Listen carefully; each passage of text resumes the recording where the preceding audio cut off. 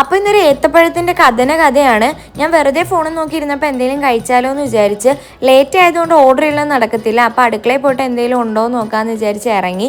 സമയം നോക്കിയപ്പോൾ 1:30. അപ്പോൾ കാര്യമായിട്ട് ഉണ്ടാക്കലൊന്നും നടക്കത്തില്ല. അങ്ങനെ പാലെടുത്തിട്ട് ഒരു കോഫി ഉണ്ടാക്കാമെന്ന് വിചാരിച്ച് അങ്ങനെ കോഫിയുടെ കൂടെ കഴിക്കാൻ എന്തെങ്കിലും ഉണ്ടോ എന്ന് നോക്കിയപ്പോൾ ഏത്തപ്പഴം ഇരിക്കുന്നുണ്ട്.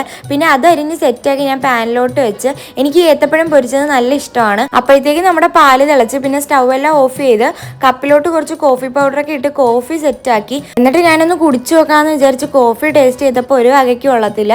ബിക്കോസ് മധുരം ഇട്ടിട്ടില്ലായിരുന്നു. അങ്ങനെ പിന്നെ കുറച്ച് പഞ്ചസാര എടുത്തുകൊണ്ട് വന്നപ്പോഴാണ് ഏത്തപ്പഴം പാനി വെച്ച കാര്യം ആലോചിച്ചത്. ചെന്ന് നോക്കിയപ്പോൾ ഞാൻ വിചാരിച്ച കണക്കത് കരിഞ്ഞ് കത്തിപ്പോയി. എനിക്ക് നല്ല വിഷമമായി. ബിക്കോസ് നല്ല വിശപ്പും ഉണ്ടായിരുന്നു, സാധനവും പോയി.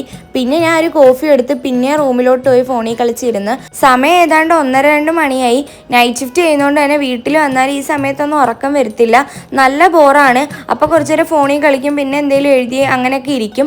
അപ്പോഴാണ് ഉമ്മച്ചി എനിക്ക് കരിഞ്ഞു പോയ ഏത്തപ്പഴത്തിന് പകരം നല്ല ഏത്തപ്പഴം പൊരിച്ചത് കൊണ്ട് തന്നത്. എന്തായാലും സാധനം അടിപൊളി ടേസ്റ്റ് ആയിരുന്നു. ഇനി ഉമ്മ ഉണ്ടാക്കിയത് കൊണ്ടാണോ അതോ ഞാൻ ഉണ്ടാക്കിയത് കരിഞ്ഞു കൊണ്ടാണോ എന്ന് അറിയത്തില്ല.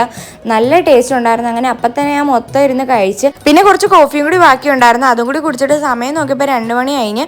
അപ്പം ഇന്ന് ഇത്രയേ ഉള്ളൂ.